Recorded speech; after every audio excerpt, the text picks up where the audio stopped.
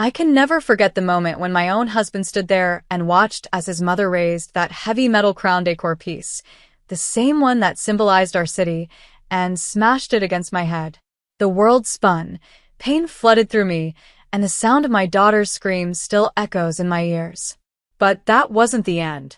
Because right after that, when I thought things couldn't get worse, my husband took a step forward and did something I'll never forget for the rest of my life. Before we dive into the story, I'm really curious. Where in the US are you watching from, and what's the weather like tonight over there? Hello, my name is Andrea. I'm 30 years old, and this is the story of how the walls of my once perfect life began to crack, quietly, almost invisibly, until everything I loved stood on the edge of collapse. I was born and raised in Charlotte, North Carolina, the city people proudly call the Queen City. My parents, Patrick and Marion, used to tell me that every girl here deserves her own crown, not the kind made of gold, but the one earned through strength, grace, and dignity. I believed them, maybe a little too much. Because back then, I truly thought I had it all: a loving family, a husband who adored me, and a 5-year-old daughter who was the heartbeat of my world. Morgan and I met 8 years ago, on a cool fall morning at a local coffee shop near the University of Charlotte. I was finishing my business degree, working part-time at a floral boutique, while he worked in an architecture firm a few blocks away. He wasn't the kind of man who swept you off your feet with fancy words. He was quiet, confident, and charming in his simplicity. I remember the first thing he ever said to me, standing there with his sketchbook and coffee in hand. "You look like you belong in a painting." I laughed, thinking it was just another flirtation line, but something about the way he said it, softly, shyly, made me pause. We started meeting often, sometimes by coincidence, sometimes by design. Long walks in Freedom Park, dinners at small local diners, and lazy Sunday evenings spent talking about our dreams. He wanted to design homes that felt like hugs, and I wanted to run my own interior studio someday. My parents adored him from the beginning. Dad liked his politeness. Mom liked how he always carried an umbrella for me. It didn't take long before he asked for my hand, and my parents, seeing how happy I was, agreed without hesitation. Our wedding was small but full of laughter and light. I can still picture my mom crying when I walked down the aisle, holding Dad's arm. Morgan whispered, "You look like everything I've ever wanted," and for the first time in my life, I believed in the idea of forever. After our honeymoon, we moved into a cozy 2-bedroom house near the suburbs. It wasn't grand, but it was ours. The living room had a small window overlooking the street, and on the corner shelf stood a polished metal crown decor piece, Charlotte's city symbol. I had bought it the week we moved in, believing it would bring us luck. Little did I know that one day, it would become the silent witness to every storm that followed. A year later, our daughter Lona was born. She had my eyes and Morgan's dimples. Those first years were pure happiness: late-night lullabies, sleepy giggles, birthday balloons, and pancakes on Sundays. I stayed home with her, while Morgan worked hard and often brought me small surprises: flowers, chocolates, sometimes even my favorite cheesecake from the bakery downtown. I felt lucky. I truly did. But every paradise hides a shadow. Ours appeared in the form of Morgan's mother, Norma. At first, she was kind, even affectionate. She would visit, bring gifts for Lona, and tell me stories about Morgan's childhood. But as months passed, her visits grew longer and her comments sharper. "You don't cook like his grandmother used to," she'd say, or "You shouldn't let the child watch cartoons during meals." I tried to ignore it. After all, she was family, and I didn't want to create tension. Morgan told me, "She's just old-fashioned. Don't take it personally."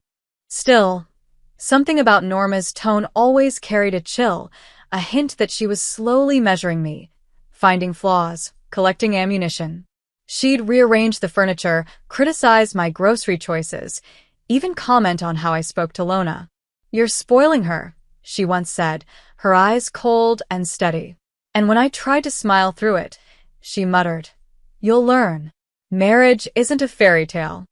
At first, I thought I could win her heart. I made her favorite meals, cleaned the house twice before her visits, even bought her flowers on her birthday. But no matter what I did, her disapproval deepened. Morgan began to change, too. He stopped defending me. Sometimes he'd sigh and say, "Andrea, can't you just keep her happy? She's my mom." That line, it started echoing through the walls of my heart like a warning bell. I began to notice how he'd spend more time at her place, how their whispers would fall silent the moment I entered the room. At dinner, she'd praise him and ignore me. Once, I found her hand resting on his, a strange possessiveness in her smile. I wanted to believe it was just my imagination, that stress was making me paranoid. But deep down, a fear began to grow, one that I couldn't yet name. Still, I kept holding on, pretending everything was normal. I told myself things would get better after Lona's 5th birthday. Maybe they'd soften. Maybe love would fix it. But that night, as Lona blew out her candles and everyone cheered, I saw Norma's face. She wasn't smiling. Her eyes, sharp and unreadable, were fixed on me. I didn't know it then, but that silent stare was the beginning of everything that would follow. When I look back now, I realize the shift was slow, so slow that I didn't notice when love turned into control and care became obedience. After Lona's 5th birthday, Norma practically moved into our lives. What started as a few days of helping out became weeks, then months. I didn't want to argue, especially since Morgan insisted it was just temporary.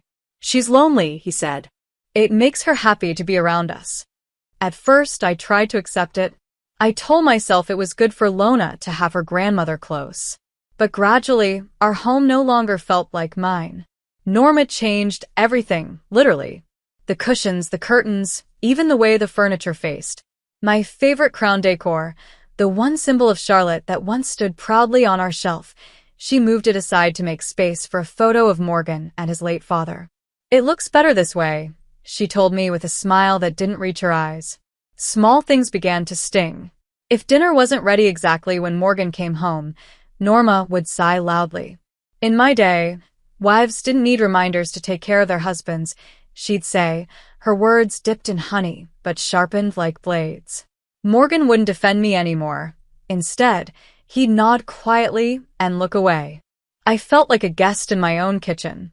One morning, I found Norma going through my dresser drawers, folding my clothes as if I were her child. "I'm just helping," she said sweetly. But I knew what it meant. She wanted to own every inch of me, my space, my time, even my silence. Things grew worse when I discovered I was pregnant again. I thought maybe, just maybe, this new life could bring back our unity. But when I told Morgan, he looked more anxious than happy. "Already," he murmured. Norma's expression froze like glass. Later that evening, I overheard her whispering to him in the hallway. Her voice was low but cutting. "Another mouth to feed, another distraction. She's trapping you, Morgan. You'll never have a real life if she keeps pulling you down." I stood there, holding my breath, my hand instinctively resting on my belly. I wanted to step forward, scream, demand that he defend me. But I didn't. I was afraid. Afraid of losing him, afraid of what might happen if I fought back. In the following weeks, I noticed how Morgan began to distance himself more. He'd come home late, say he was working overtime, but sometimes I'd catch the faint scent of Norma's perfume on his jacket, a smell I'd come to recognize too well. He was spending every spare moment with her, even when I begged for help with Lona. "You're overreacting," he said one night when I confronted him. "Mom just understands me better than you do." That sentence broke something deep inside me. I stopped arguing after that. I focused on my pregnancy, on keeping myself calm. I still worked part-time from home as an interior consultant for a small agency. My clients liked my eye for detail, and it gave me a little independence. But even that Norma began to poison. "You don't need to work," she told me. "Your husband earns enough. Stay home and take care of your family." Her words might have sounded traditional to an outsider, but her tone said something else, something cold. It was about power. She wanted me dependent, voiceless. Then came the day my parents visited. Marion brought homemade soup, and Patrick, as always, carried his warm smile. They didn't know the truth yet, how much pain hid behind my smiles. Norma played the perfect host, greeting them sweetly, pretending she adored me. But when my mom handed me a small envelope and said softly, "This is for you, honey, something to help with the delivery," Norma's eyes flickered. I saw it, the calculation, the greed, just for a second. I brushed it off, hugged my mom, and tucked the envelope safely away. Later that night, when my parents left, Norma asked casually, "So, how much did they give you?" I froze. "That's personal, Norma." She laughed softly. "Oh, come on, dear. Your family. We share everything, don't we?" Morgan joined in from the couch. "Maybe we could use it to start that small business I told you about." My throat tightened. "That money's for the baby, my delivery fund." Norma's face hardened. "You're being selfish, Andrea. Always thinking of yourself." For the first time, I raised my voice. "It's not selfish to protect what's mine." The room went silent. Morgan stared at me like I had said something unforgivable. Norma's lips curved into a cold smirk and she whispered, "You'll regret talking to me that way."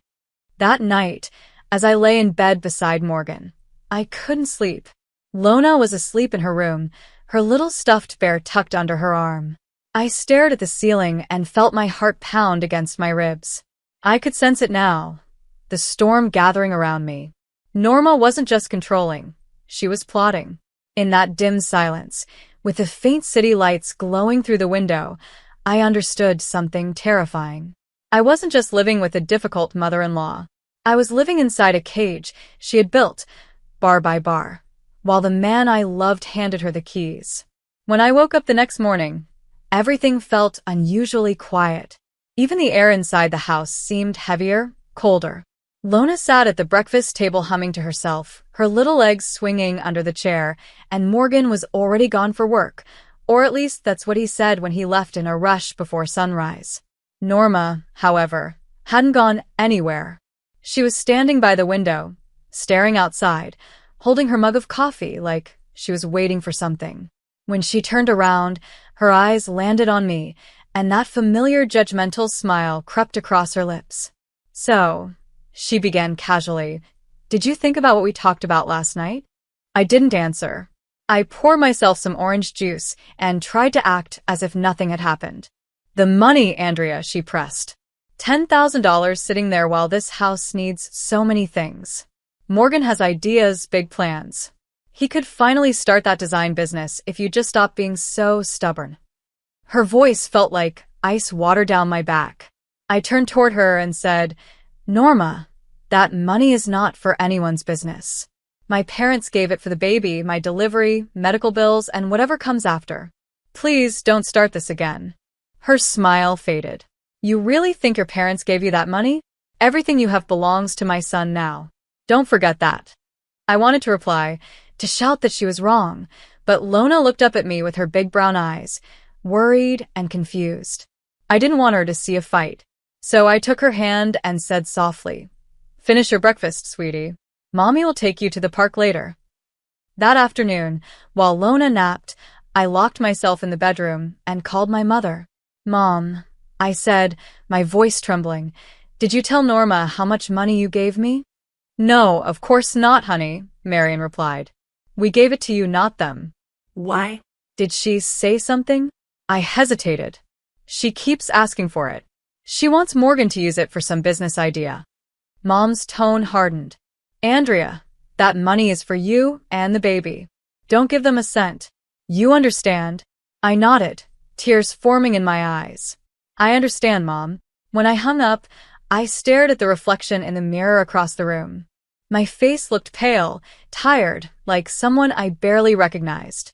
5 months pregnant, raising a 5-year-old, trapped between fear and obligation. It didn't feel like the life I once dreamed of. That evening, Morgan came home unusually early. He didn't look at me. He just dropped his keys on the table. Norma was already sitting there, waiting. I could tell from their expressions that something was planned. He said calmly, "Andrea, we've decided that the money shouldn't just sit there. I can double it within months if I start the design project I told you about." I took a deep breath. "We've decided? Or she decided for you?" Morgan's eyes flickered with anger. "Don't start that again.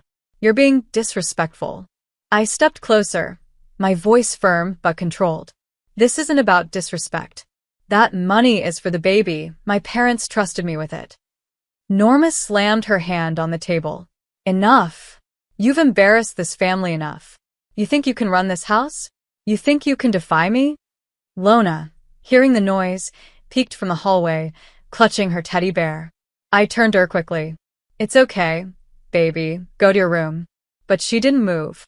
She looked terrified. Norma stood up, her face red with fury. You've poisoned my son against his own family, she shouted. You don't deserve to be here. Stop it, I yelled back. I've done nothing but try to make peace, but you. Before I could finish, Morgan grabbed my arm tightly. Don't talk to her like that, he snapped. His grip hurt. For the first time, I saw something dark in his eyes, something I'd never seen before. Fear spread through me, but I didn't back down. Let me go, I whispered, trying to stay calm. You're hurting me. He let go abruptly, but the damage was done. Not just to my arm, but to the small piece of trust one still had left. Norma, still shaking with anger, pointed at me and said, You'll regret this, Andrea. I swear you will. That night, Morgan didn't speak to me.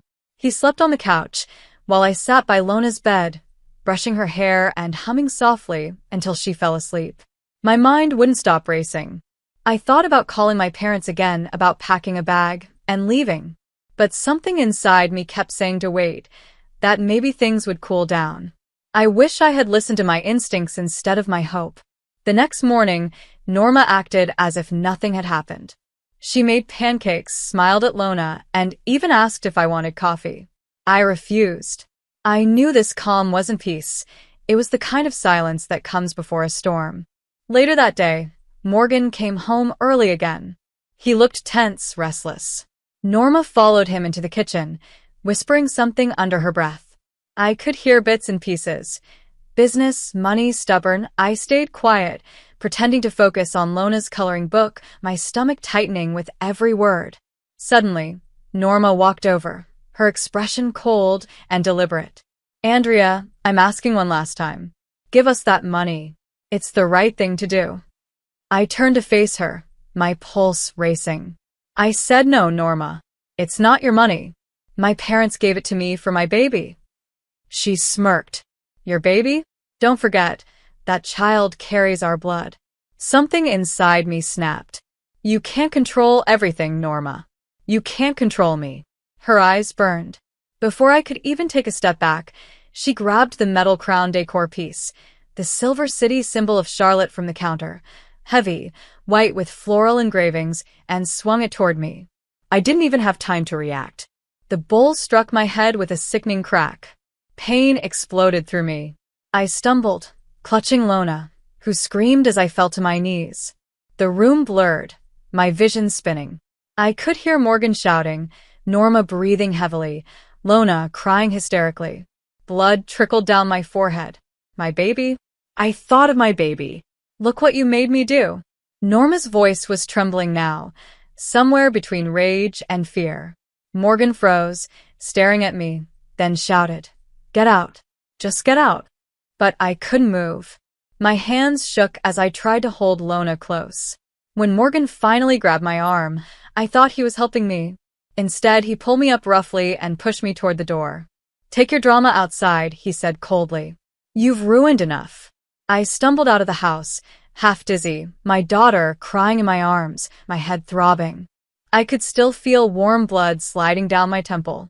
Somewhere deep inside, a voice whispered, This is it. There's no turning back now. The night wind felt colder than I had ever known it.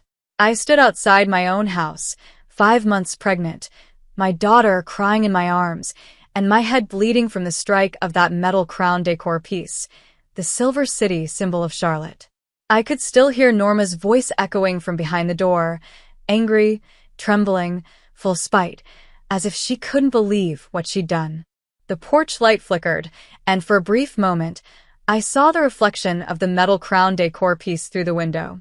It used to be my favorite symbol of peace. Now it felt like it was mocking me. Lona clung to my neck, sobbing uncontrollably. Mommy, you're bleeding. Daddy, help Mommy, she cried.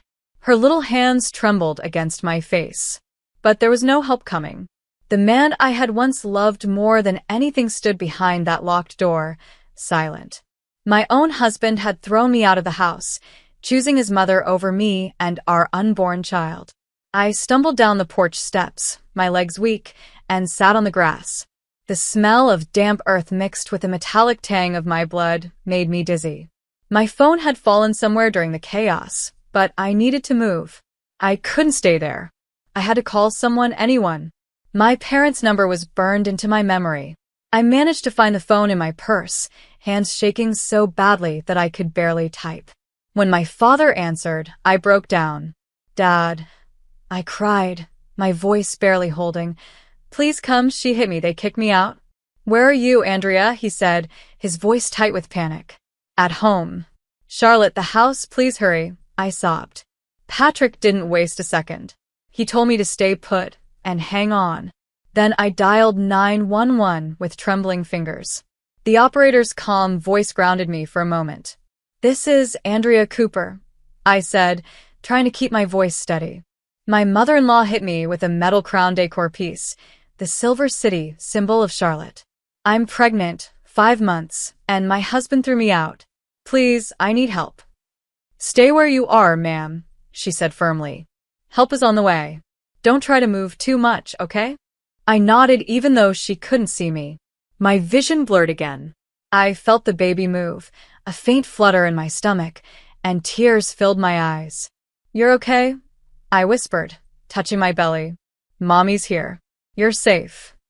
Minutes passed like hours. Then, flashing red and blue lights lit up the street. 2 police cars pulled up, followed by an ambulance. The paramedics ran toward me, their voices a blur of concern. I felt hands supporting my shoulders, a flashlight near my face, someone asking, "Are you Andrea Cooper?" I nodded weakly. One of the officers, a tall woman with short blonde hair, knelt beside me. "You're safe now, ma'am. Can you tell us where the suspects are?" "Inside," I whispered. "Her name's Norma and my husband, Morgan. They hurt me." The officer exchanged a glance with her partner. Then one of them went to the door and began pounding on it. "Charlotte Police. Open up." There was silence at first, then faint movement inside. But by the time they managed to open the door, the house was empty. Morgan and Norma were gone. While the officers searched the house, the paramedics helped me onto a stretcher. Lona refused to let go of my hand. "Mommy, are they going to take you away?" she cried. "No, sweetheart," I said softly. "They're going to help us." Inside the ambulance, the sirens wailed through the quiet streets of Charlotte. I stared at the ceiling lights as the medic cleaned the wound on my head. "It's a deep cut," he said, "but you'll be okay. Any dizziness or pain in your belly?" "A little," I said weakly. He placed a hand gently on my arm. "We'll check both you and the baby right away." At the hospital, the bright fluorescent lights burned my eyes. Doctors and nurses moved quickly around me. They performed an ultrasound, checked my vitals, and cleaned the wound again. After what felt like forever, a nurse smiled gently and said, "The baby's heartbeat is strong. You're both safe." Those words broke me. I cried silently, holding my stomach, whispering prayers of gratitude. Lona sat beside my hospital bed, her tiny hand resting on mine, her eyes wide and frightened. A few minutes later, my parents arrived. Marion gasped when she saw the bandage on my head, and Patrick's face turned pale with anger. "Who did this?" he demanded, his voice trembling. "Norma," I said softly. "And Morgan didn't stop her. He threw me out." My father clenched his fists, his jaw tightening. "I'm not letting this go. They're going to pay for this." My mother hugged me tightly, tears wetting my hospital gown. "You're safe now, my love. You're safe." The police arrived soon after to take my statement. The same female officer who had found me sat beside the bed, her tone gentle but professional. "Mrs. Cooper, we're going to file charges for assault and domestic violence. Do you want to press charges?" I nodded without hesitation. "Yes. I want them held accountable." "Good," she said. "We'll find them. They can't hide for long." By midnight, the hospital grew quieter. Lona had fallen asleep on a chair beside my bed, her teddy bear tucked under her arm. My mother sat beside her, while my father spoke softly with the officer near the door. I stared at the 4-line running through my arm, feeling both weak and strangely relieved. For the first time in years, I wasn't afraid to speak. I wasn't afraid to choose myself. 2 days later, the police informed us they had found Morgan and Norma hiding at a relative's house 2 towns away. Both were arrested without resistance. When I heard the news, I felt something shift inside me. Not joy, exactly, but peace. Justice had begun to move, slow but steady. When I was discharged from the hospital, I went home, not to Morgan's house, but to my parents. As we drove through the streets of Charlotte, I looked out the window at the city lights, thinking about how everything had changed.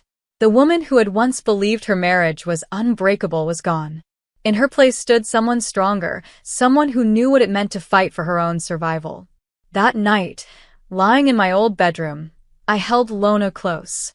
The faint city hum outside the window mixed with her soft breathing. My hand rested on my belly, feeling the rhythmic heartbeat within. "Mommy," Lona whispered sleepily. "Are we going home soon?" I kissed her forehead. "We already are, sweetheart. We're home now." I didn't know what tomorrow would bring, the court hearings, the questions, the judgment. But for the first time, I wasn't scared of the unknown. Because that night, after everything, I realized something powerful. The worst storm had already passed, and I was still standing. The next few days at my parents' home felt like waking up in a place where peace still existed, yet my body and heart carried the weight of the violence I'd survived. The doctors had advised rest, but sleep rarely came. Each time I closed my eyes, I saw the metal crown decor piece, the Silver City symbol of Charlotte shattering against my skull, felt the sting of betrayal as Morgan's hands pushed me out of the house. But then I'd hear Lona's soft breathing beside me and remind myself I was alive. My baby was alive. And that meant the fight wasn't over. 2 days after returning home, Officer Carter from the Charlotte Police Department called to update me. "Andrea," he said, "both suspects, Morgan and Norma Cooper, have been taken into custody. We've charged them with aggravated assault, domestic violence, and child endangerment." Hearing those words made my stomach twist. The people who once shared my dinner table were now behind bars. I didn't know if I felt relief or grief, maybe both. But I knew justice had to run its course. "Thank you, officer," I said softly. "Please make sure my statement includes everything, especially what happened in front of my daughter." "Don't worry," he assured me. "We've got it all on record. The DA's office will contact you soon for court proceedings." That same evening, Patrick sat beside me in the living room. His hands were folded, eyes firm but kind. "We'll get a lawyer tomorrow morning. You don't have to face this alone." Mom nodded, placing a blanket around my shoulders. "You just focus on getting stronger. We'll handle the rest." The next morning, we met with attorney Melissa Grant, a calm, confident woman in her 40s who specialized in domestic violence cases.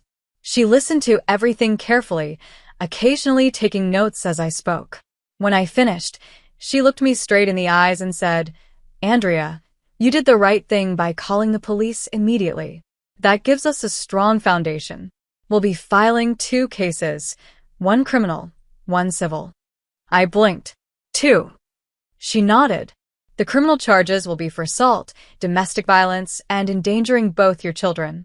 The civil case will handle the divorce, custody, and a restraining order."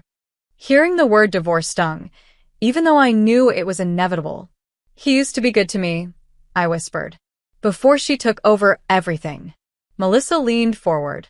"Abusers often start as kind partners. It's how they gain trust. Don't blame yourself. What matters is you got out alive." We spent hours going through the details, the pregnancy, the $10,000 fund, the attack, even the hospital report. I had to sign multiple documents and provide medical records for evidence. When we left her office, I felt emotionally drained but also lighter. For the first time, I wasn't just a victim. I was taking action. A few days later, I received the official court summons. Due to my pregnancy, Melissa requested that my testimony be delivered through a secure video link, which the judge approved. The first hearing was scheduled for the following week. When the day arrived, my parents helped set up the computer in the living room. Lona played quietly in the next room, watched over by my mother. My lawyer appeared on the screen beside me, and the courtroom feed came into focus. I saw Morgan sitting there in a gray suit, looking thinner, his eyes cold.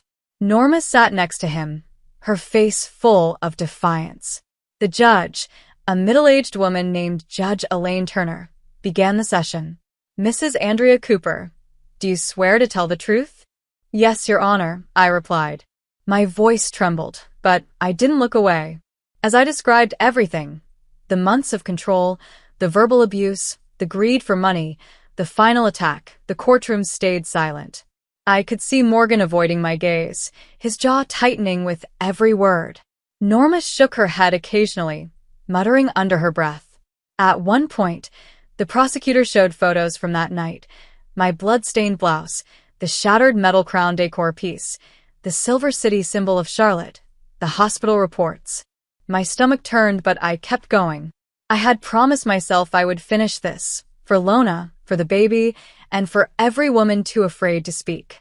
When my testimony ended, Judge Turner took a long pause before saying, "Mrs. Cooper, your courage is commendable. The evidence clearly supports your account." Over the next few days, the trial continued. Morgan's lawyer tried to argue that Norma's act was an accident, claiming she didn't mean to hurt me.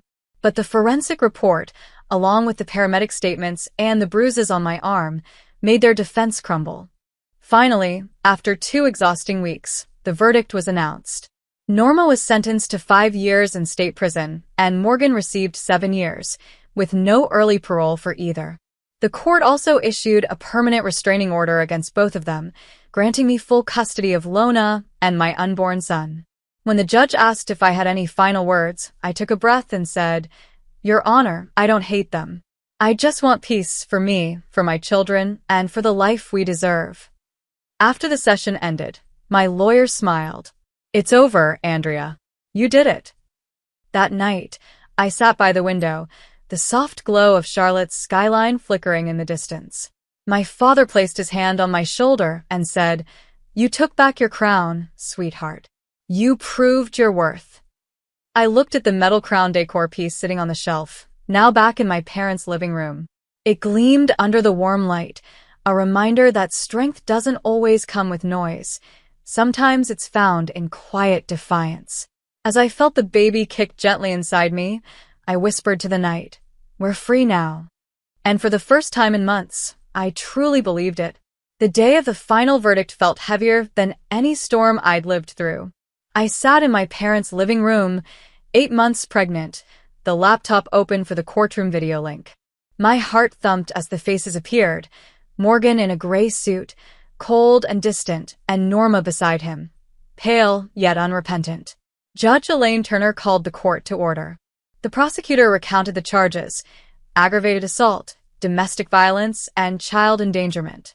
When the police footage played, me bleeding on the porch, clutching Lona while crying for help, I felt my breath hitch. My parents stood quietly behind me, holding their tears. The prosecutor's voice was firm. This wasn't a moment of anger. This was cruelty, a pregnant woman attacked and abandoned. Norma's attorney argued it was a mistake, and Morgan's lawyer claimed he'd acted under pressure.